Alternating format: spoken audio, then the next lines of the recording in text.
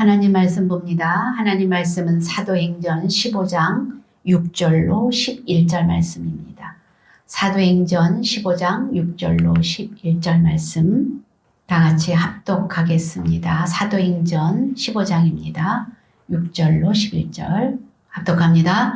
사도와 장로들이 이 일을 의논하러 모여 많은 변론이 있은 후에 베드로가 일어나 말하되 형제들아 너희도 알거니와 하나님이 이방인들로 내 입에서 복음의 말씀을 들어 믿게 하시려고 오래전부터 너희 가운데서 나를 택하시고 또 마음을 아시는 하나님이 우리에게와 같이 그들에게도 성령을 주어 증언하시고 믿음으로 그들의 마음을 깨끗이 하사 그들이나 우리나 차별하지 아니하셨느니라.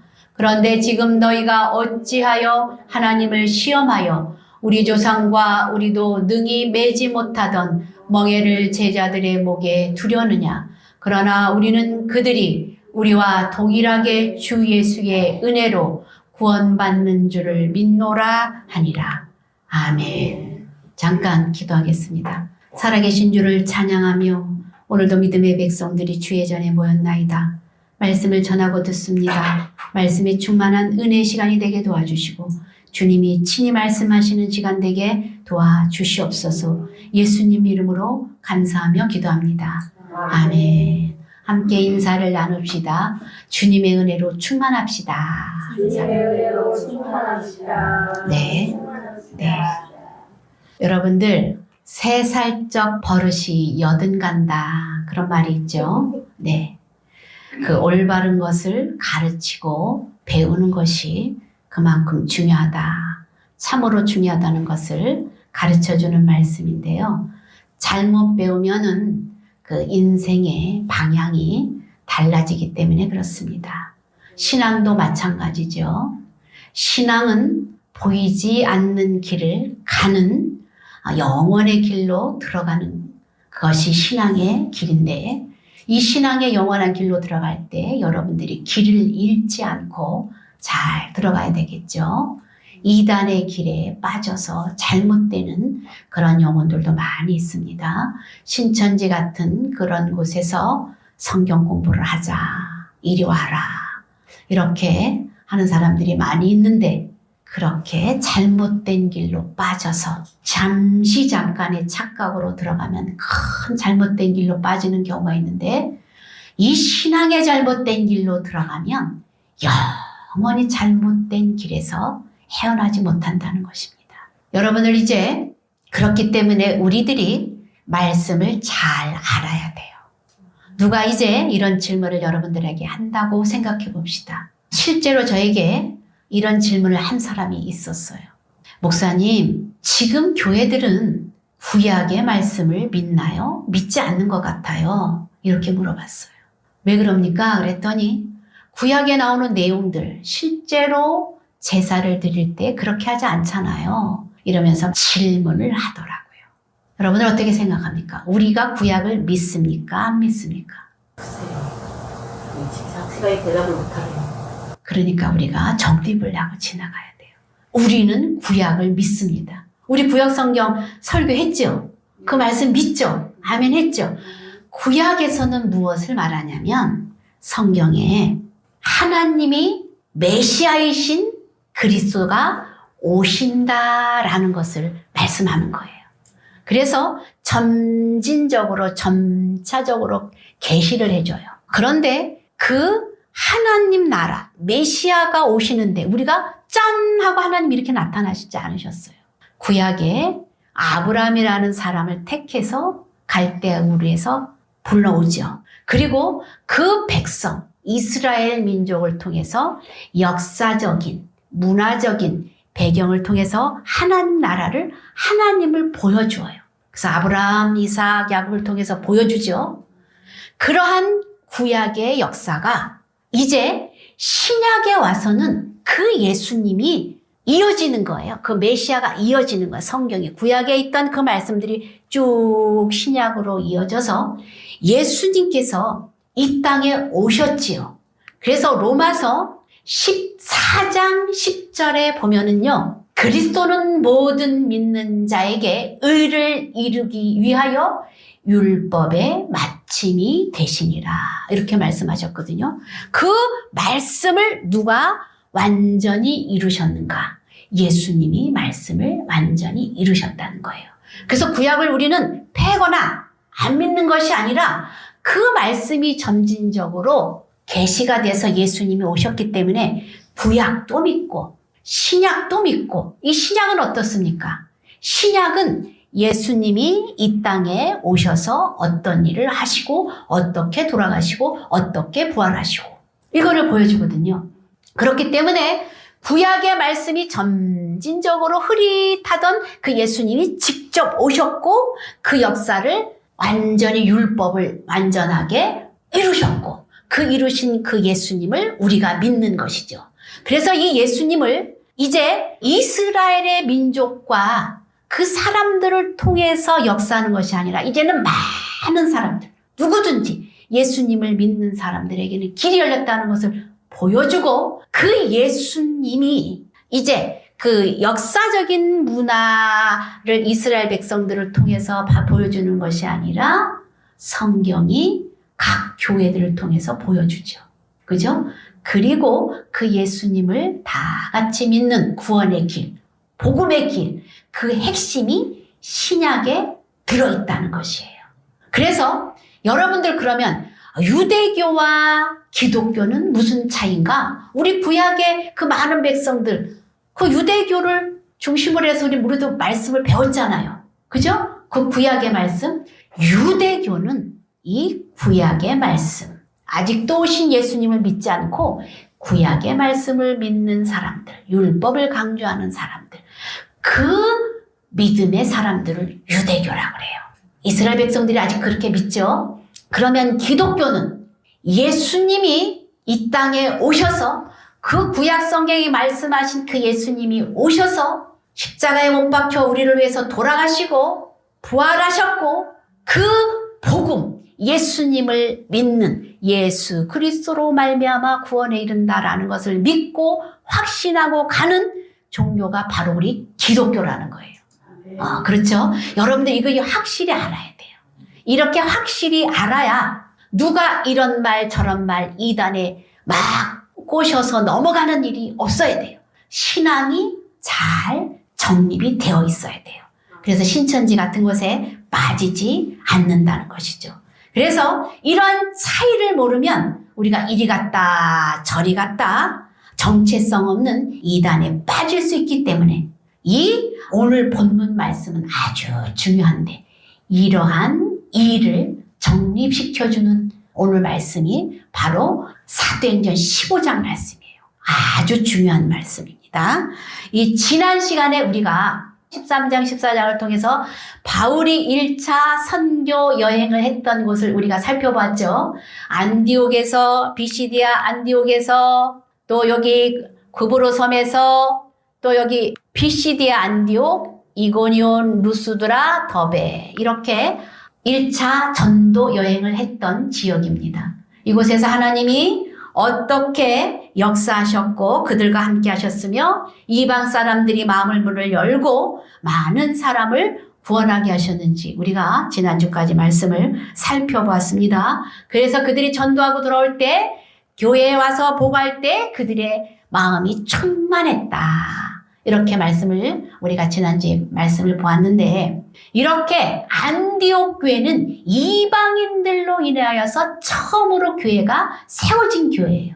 그리고 처음으로 그리스도인이라는 이름이 불려진 교회가 이 안디옥 교회고 그리고 최초로 선교사를 파송을 하고 이방을 전도한 나라 이 교회가 바로 이 안디옥 교회였잖아요. 이 안디옥 교회. 그래서 이제 이 안디옥 교회가 소문이 나기 시작합니다. 여러분들 우리도 어느 교회가 큰 교회가 이렇게 부흥되고 막 그러면 우리 지나가다가 저기 한번 보고 싶다 이런 마음 들죠. 어느 교회가 크게 교회를 지어놓고 성도들이 많이 있고 그러면 지나가다가도 궁금하죠. 그래서 이렇게 보잖아요. 그렇듯이 이 안디옥 교회가 그랬다는 거예요. 그래서 예루살렘에서 성도들이 교회를 방문하기 시작합니다. 안디옥 교회가 그렇게 성장하고 붕하는데 생명력이 넘치는데 우리 한번 가자. 그래가지고 이제 많은 사람들이 교회를 방문하게 됩니다. 그런데 이 교회가 예루살렘 교회에서 안디옥 교회로 온 사람들이 어떤 사람들이었냐면 바리새파 중에 예수님을 믿고 기독교로 전향한 사람들이 있었어요. 그래서 기독교를 믿고 주님 앞에 돌아와서 예루살렘 교회에서 잘 섬기고 있던 그런 사람들이 이제 안디옥 교회로 갑니다. 안디옥 교회로 가는데 가서 이제 이렇게 구경을 하면서 보니까 안디옥 교회 성도들이 예수 그리스도를 증거하는 데 아주 충만하여 기쁨이 충만하여 전도를 잘하고 주님을 섬기는 것을 보았어요. 그런데 이렇게 보니까 아니 그런데 무언가 빠졌네. 이 사람들이 생각하기에 무언가 빠졌네. 이건 아닌데 라는 생각이 들었어요. 이 이스라엘 백성들은 선민의식이 있잖아요. 그죠? 그들을 선택해서 하나님 나라를 보여주셨잖아요. 그 선민의식 속에서 이들은 할례를 받고 율법을 준수하고 성전에서 예배드리는 것을 아주 자랑거리로 여겼어요. 우리는 하나님이 택한 백성이야. 그러면서 그들이 아주 자랑스럽게 여겼었는데 그들이 와서 보니까 이 안디옥 교회 성도들은 할례를 받은 사람이 하나도 없는 거야. 왜? 이방인들이 다 모여서 교회를 세운 그런 교회잖아요. 그러니까 이들이 와서 볼 때 저게 아닌데 저게 빠졌네. 그러면서 이제 가르치기 시작하는 거야. 이 보십시오. 하나님의 백성이라면 할례를 받아야 됩니다. 율법을 지켜야 됩니다. 막 이렇게 강조를 하는 것이죠. 그리하였을 때에 이제 이들은 바울과 바나바로부터 오직 예수 그리스도를 믿어야 구원에 이른다. 예수님만 믿으면 구원에 이를 수 있다. 이 말씀을 받았는데 이들은 아니다. 할례를 행하고 율법을 지키고 그거를 해야지만 된다. 라고 강조를 하니까 이게 뭐지? 헷갈리기 시작을 한 것이죠. 그리하였을 때 여러분 스데반 집사가 이들 앞에서 설교 한마디 하고 죽죠. 무엇을 얘기합니까? 이 할례 문제, 율법 문제, 성전 문제를 얘기하다가 돌로 맞아 죽었잖아요. 근데 그 문제가 아직도 해결 정립되지 않은 상태에서 이 예루살렘 교회 성도들이 그냥 지내고 있다는 것이죠. 그래서 이것을 안디옥 교회에 와서 지금 강요를 하는 것이죠. 아니 하나님의 사람이라면 믿음의 사람이라면 할례를 받아야 되는데 이게 뭔 일인가. 그러면서 이 일들이 생겨나기 시작하는데 이 일로 인하여서 이 사람들이 서로 이제 나누기 시작합니다. 아니야 바울과 바나바는 믿음으로만 구원 얻는다고 했어. 근데 아니야 할례를 받아야지 돼. 이러면서 두 파가 막 갑을 해가지고 서로 막 논박을 하며 싸우는데 해결이 되지 않아요. 해결이 되지 않아. 그래야 했을 때 이제 AD 49년에서 50년에 있었던 일이에요. 이 일이. 그러면 예루살렘의 사도들에게 가서 물어봅시다. 어떤 게 진짜인지 물어봅시다. 이렇게 해서 안디옥 교회에서 바울과 바나바를 예루살렘 교회로 보내요. 이것이 최초에 있었던 예루살렘 종교회의예요. 이 여기에서 어떤 중요한 일들이 결정이 돼요. 아주 중요한 문제인데 이제 우리가 말씀을 하나하나 살펴보겠습니다. 여기 1절에 보니까 다 같이 한번 읽어보겠습니다. 시작. 어떤 사람들이 유대로부터 내려와서 형제들을 가르치되 너희가 모세의 법대로 할례를 받지 아니하면 능히 구원을 받지 못하리라. 그렇습니다. 이들이 할례를 받아야 된다고 생각하니까 이들은 어떻게 생각을 했냐면 실제로 할례를 받고 죽었던 사람도 있어요. 어떻게 죽었나? 여러분들 할례가 뭔지 알죠? 할례는 남자의 거기에다가 표피를 이렇게 자르는 것이잖아요. 그런데 이 일로 인해서 실제로 이들이 그 할례를 받다가 그 당시는 지금처럼 의료시설이 잘 되어 있지 않았겠죠. 그리하여서 그 일로 인하여서 감염이 돼서 죽은 사람도 있었어요. 그런데 여러분들 이들이 그럼 왜 할례를 받았을까? 여러분들, 우리가 생각을 할 때 그 할례는 눈으로 보여지죠. 보여지는 것이고 믿음은 눈으로 보여져야 안 보여져요? 믿음은 눈으로 보여지지 않아. 근데 할례를 받았다는 것은 표식은 날마다 보여지잖아요. 그러니까 눈으로 보여지니까 이게 더 확실하다. 이게 구원에 받는 것에 확실하다라는 생각을 한 것이죠. 여러분들 우리가 한 가지 예를 들면 우리가 이제 주일날만 되면 다 같이 검정 옷으로 다 정장으로 입고 옵시다. 이렇게 얘기를 했어요. 그런데 검정 옷으로 딱 입고 오면 자기는 그 말씀을 율법을 지킨 거예요, 안 지킨 거예요? 지킨 것이죠. 그러면 난 율법을 지켰어. 이러면서 당당하겠죠. 그러니까 그 말씀을 지키는 것 같이 눈으로 할례는 보여지기 때문에 구원받은 백성이 확실하구나. 이렇게 느껴졌는데 믿음은 눈에 보여지지 않기 때문에 긴가민가 이렇게 할 수 있다는 것이죠. 그리하였을 때 이들이 할례를 받지 아니하면 안 된다 했을 때 이 양자 사이에 갈팡질팡해서 이런 문제에 빠져서 할례를 직접 받은 사람도 있었다는 거예요. 그러니까 우리가 지금 생각하면 우리 권사님들이 믿음 생활을 잘 하죠. 그런데 아니야. 성경 공부를 더 많이 해야 돼. 말씀을 더 알아야 돼. 막 이래가지고 이단에 빠진 사람. 우리 권사님들이 다 같이 있는데 이 중에서 이단에 누가 빠졌다. 그것처럼 할례를 받고 이단에 빠진 거나 마찬가지인 그런 일들이 생겨났다는 것을 보여주고 있습니다. 여러분들 교회가 이렇게 생겨나잖아요. 그럼 교회가 생겨나면요. 교회의 역사를 우리가 보면 처음에는 아주 똘똘똘똘 뭉쳐요. 우리 개척교회 처음에 할 때 성도들이 다 모여서 똘똘똘똘 뭉치잖아요. 그러다가 이제 어느 정도 사람들이 많아지고 그러면은 이제 문제가 생기는데 이 이스라엘 백성들도 마찬가지였다는 거죠. 처음에는 교회가 핍박이 있었죠. 그죠? 핍박이 있어서 각 곳에 흩어져서 교회를 세웠잖아요. 그랬을 때는 이 안디옥 성도들이 똘똘 뭉쳐서 교회를 잘 성장을 시켰다는 거예요.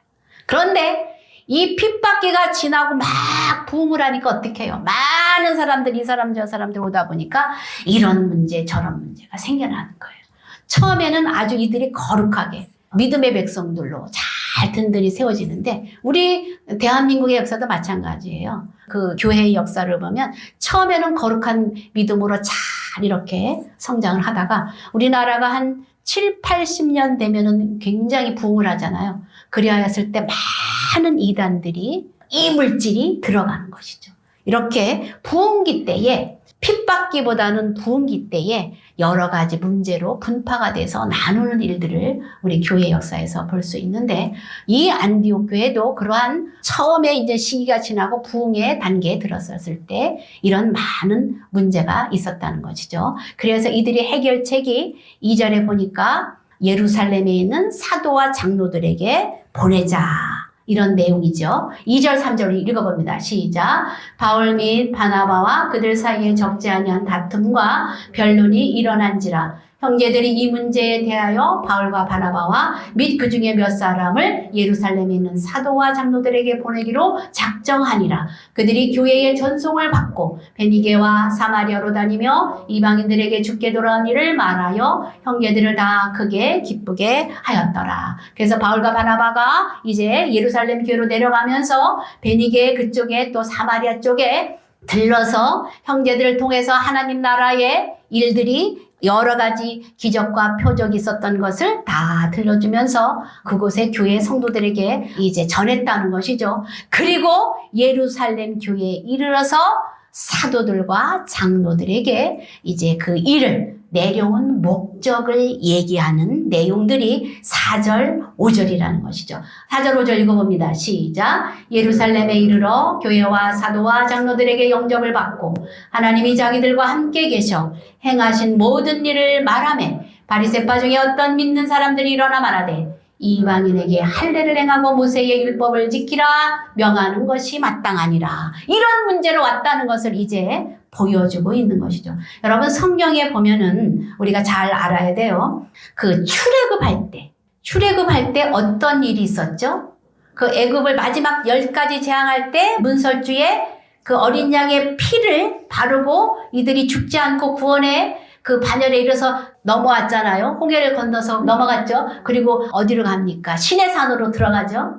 이 출애굽 사건, 문설주를 바른 그 사건이 구원의 사건이거든요.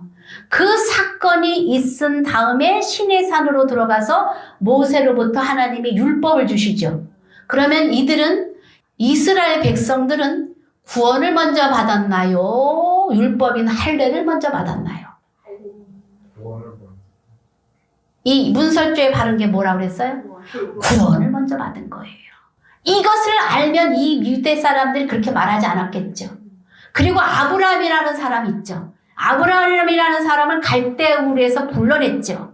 불러내고 그리고 이제 나중에 여기 성경에 보면은요. 창세기 12장에 아브라함이라는 사람도 먼저 불러내는 구원의 역사가 있었어요. 그리고 창세기 17장 11절에는 하나님이 이 아브라함의 너와 나 사이의 언약의 표징이다 하고 할례를 받게 하는 거예요. 이 성경의 역사도 구원이 먼저입니까? 할례가 먼저입니까? 구원이 먼저인다는 것을 보여주고 있는데 이런 문제로 지금 가져와서 지금 갑론을박 하다가 지금 여기 왔습니다. 라고 이러한 자세한 얘기를 하는 거예요. 누가? 바울과 바나바가.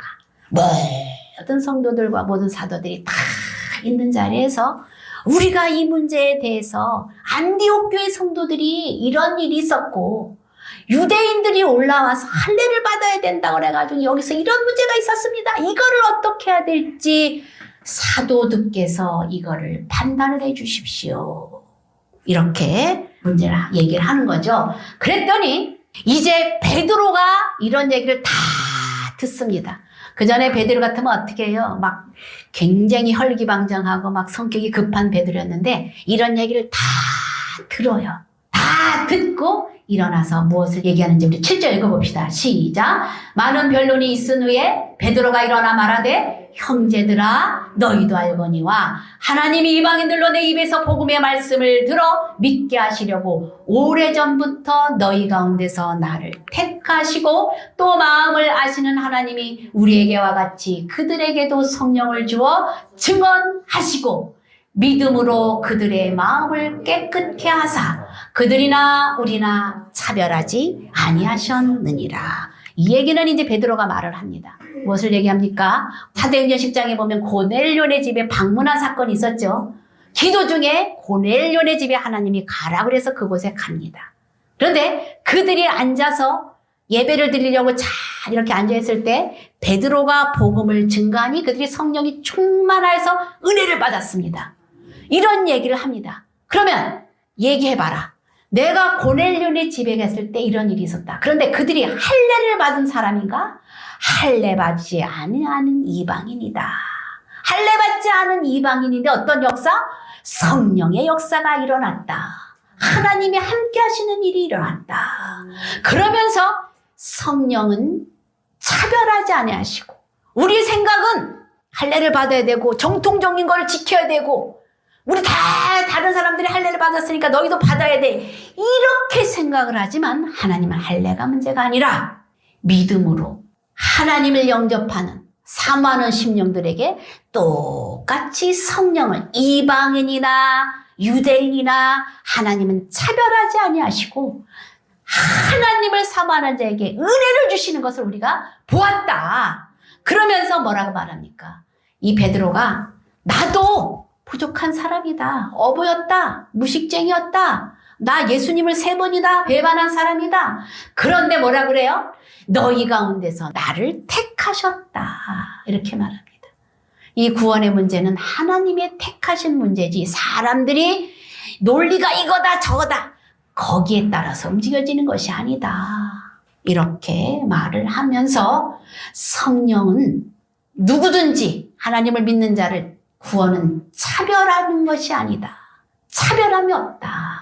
이렇게 말해요. 그러니까 여기 이제 에베소서 2장 8절 9절 우리가 말씀 읽어봅니다. 이것이 구원은 어떤 것인가 한번 더 확실하게 말해주는 내용인데 다 같이 읽어봅니다. 시작. 너희는 그 은혜에 의하여 믿음으로 말미암아 구원을 받았으니 이것은 너에게서 난 것이 아니요 하나님의 선물이라. 행위에서 난 것이 아니니 누구든지 자랑하지 못하게 함이라. 구원받았다고 나는 예수 믿었다고, 예수 믿는 유대인들은 우리는 선민이라고 자랑을 하는데 그것은 하나님이 주신 선물이다. 너희들이 자랑할 것이 자랑할 때가 되지 못한다. 이렇게 말을 하는 것이죠. 그러니까 이제 바울과 바나바도 얘기를 하는 것이죠. 그러면서 이제 여기 10절 우리가 다 중요한 일인데 바울과 바나바도 이렇게 얘기를 합니다. 11절 읽어봅니다. 시작. 그러나 우리는 그들이 우리와 동일하게 주 예수의 은혜로 구원받는 줄을 믿노라 하니라. 어떤 일이 있었냐면 우리도 복음을 증거할 때 기적과 표사가 일어나고 이방인들에게 말씀을 증거했는데 그들이 다 은혜를 받았다. 하나님의 역사가 있었다. 그들이 할례를 받은 것이 아니다라는 것을 바울과 바나바도 말합니다. 그리하였을 때 이제 여기 12절 얘기하는 것이죠. 읽어봅니다. 온 무리가 가만히 있어 바나바와 바울이 하나님께서 자기들로 말미암아 이방인 중에서 행하신 표적과 기사에 관하여 말하는 것을 듣더니 이렇게 얘기를 합니다. 그러면서 이 바울과 바나바와 또 베드로가 한 말이 무엇이냐면 여기 10절 다 같이 한번 읽어보겠습니다. 시작. 그런데 어찌하여 하나님을 시험하여 우리 조상과 우리도 능히 매지 못하던 멍에를 제자들의 목에 두려느냐. 뭐라고 말합니까? 우리도 율법을 다 지키지 못하였다. 그런데 왜 이 이방인들이 예수님을 믿는데 마지막 장애가 되는 게 뭐냐면 할례였어요. 왜? 할례를 받다가 죽는 사람도 있었잖아요. 그렇기 때문에 마지막 장애물이 이 이방인들이 와서 기독교를 전향을 하려고 믿으려고 하다가 이 할례 문제 때문에 넘어져 쓰러져서 장애가 되는 일이 있었다는 것이죠. 그렇기 때문에 뭐라고 말해요? 그러한 멍에를 왜 할례의 멍에를 그들에게 씌우느냐. 그로 인하여 우리도 율법을 다 지키지 못하는데 그들에게 이러한 멍에를 씌워서 그들을 주님 앞으로 돌아오지 못하게 하는 일이 있으면 되겠느냐. 우리도 능히 매지 못하던 멍에를 그 제자들의 목에 멍에를 매게 해서 되겠느냐.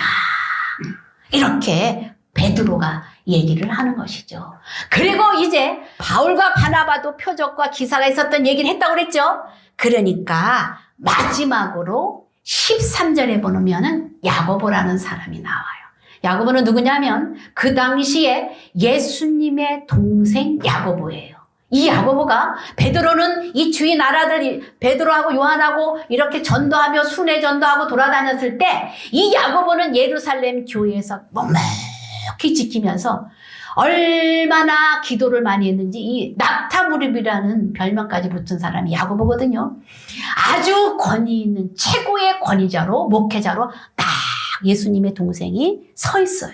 이제 야고보가 땅땅땅 마지막으로 일어나서 얘기합니다. 무슨 내용인지 13절 읽어봅니다. 시작. 야고보가 대답하여 이르되 형제들아 내 말을 들으라. 이렇게 말을 하는 것이죠. 그러면서 아모스 9장 11절 얘기를 합니다. 결론을 내려요. 뭐라고 얘기하냐면 너희들이 이제 성경에서 이 말씀은 구약의 말씀이 내려와서 여태까지 이어져서 구약의 말씀을 이루어진 것이 지금의 일이다. 이방인들 다 주님 앞에 돌아오게 한 일이다.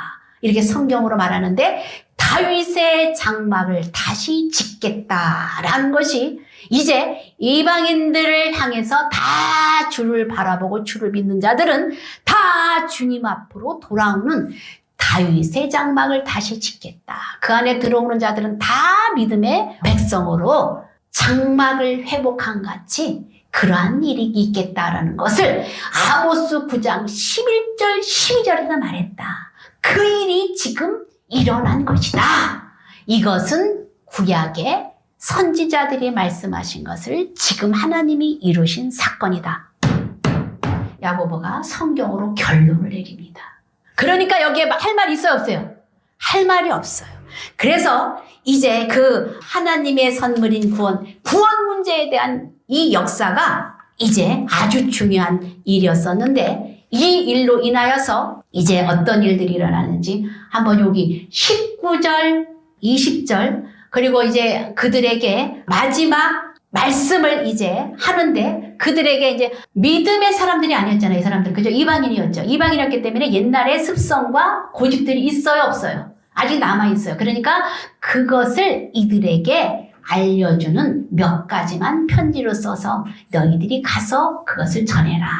이렇게 야고보가 말하는데 이렇게 19절부터 한번 읽어봅시다. 시작. 그러므로 내 의견에는 이방인 중에서 하나님께로 돌아오는 자들을 괴롭게 하지 말고 다만 우상의 더러운 것과 음행과 목매어 죽인 것과 피를 멀리하라. 이렇게 말합니다. 어떻습니까? 그들은 하나님 앞으로 돌아오기 전에 마음대로 살았기 때문에 우상의 더러운 것들을 더럽다 생각을 안 하고 그들의 습성대로 그냥 먹고 마시고 해왔어요. 그렇기 때문에 우상 앞에 바쳤던 그 더러운 것에 대해서 너희들이 조심해라. 먹어라 마거라 이게 아니에요. 그 습성이 나타날까봐, 이방인의 그 습성이 나타날까봐 우상의 더러운 것, 제단 앞에 드려졌던 것, 그런 것은 조심해라.